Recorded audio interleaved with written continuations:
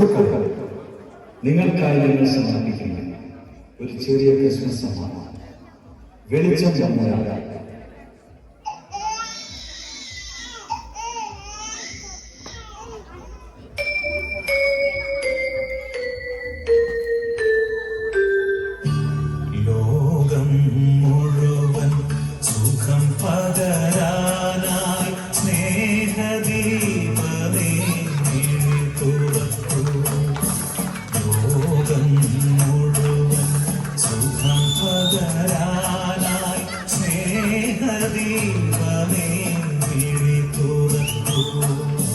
കഥന നിവാരണ കനിവിന്നുറവേ കാട്ടിൻ നടുവിൽ വഴി തെളിക്കൂ.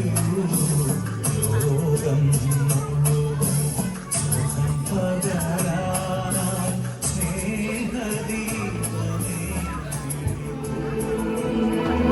അത്യുന്നതങ്ങളിൽ ദൈവത്തിന് മഹത്വം, ഭൂമിയിൽ സന്മനസ്സുള്ളവർക്ക് സമാധാനം. ഇതാ നിങ്ങൾക്കായി ഒരു രക്ഷകൻ പിറന്നു.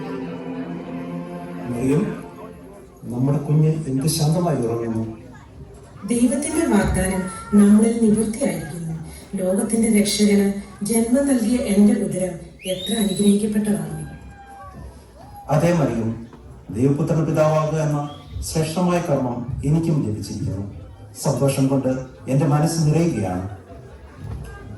അതെ, നമ്മുടെ ഈ സന്തോഷം ലോകത്തിന് മുഴുവനുമുള്ളതാണ്. ഈ കുഞ്ഞ് ദാവീദിന്റെ പട്ടണത്തിൽ ജനിച്ച കർത്താവായ രക്ഷിതാവാണ്. ഇവൻ എല്ലാറ്റിനും വെളിച്ചമാകും, ലോകത്തിന്റെ രക്ഷകനാണ്.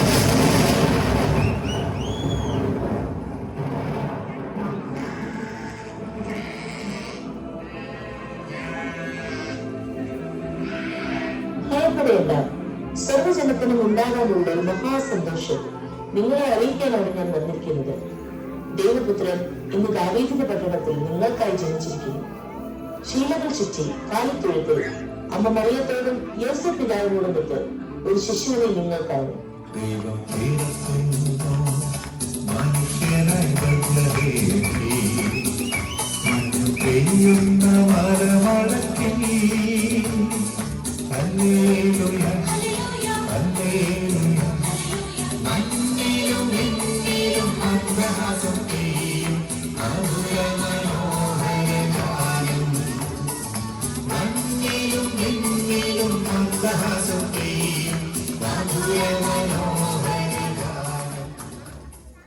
അമ്മേ മറിയമേ, ഞങ്ങൾക്ക് രാത്രിയിൽ ഒരു ദൈവദൂതൻ പ്രത്യക്ഷപ്പെട്ടു. ലോകത്തിനാകെ വലിയ സന്തോഷമെന്ന് പറഞ്ഞു. നിങ്ങൾക്ക് ജനിച്ച ഈ കുഞ്ഞു തന്നെയാണോ ലോകരക്ഷിതാവ്? അതെ, അവനെ തന്നെയാണ് നിങ്ങൾ കാണാൻ വന്നിരിക്കുന്നത്. ഈശോ, ഈ ലോകത്തിന്റെ വെളിച്ചം. ആകെ തണുപ്പാണ്. ഉണ്ണീശോയെ ബോധിപ്പിക്കാൻ ഞാൻ ഇതാണ് കണ്ടുപിടിച്ചത്. ഇത് നീളട്ടെ. നിങ്ങളുടെ ഈ ദയ ദൈവത്തിൽ നിന്നുള്ളതാണ്. ദൈവനാമം മഹത്വപ്പെടട്ടെ. ദൂരെ നിന്ന് മരുഭൂവിൻ വഴികളിലൂടെ ഒരു കാലിത്തൊഴുത്തു തേടി 3 രാജാക്കന്മാരെത്തി.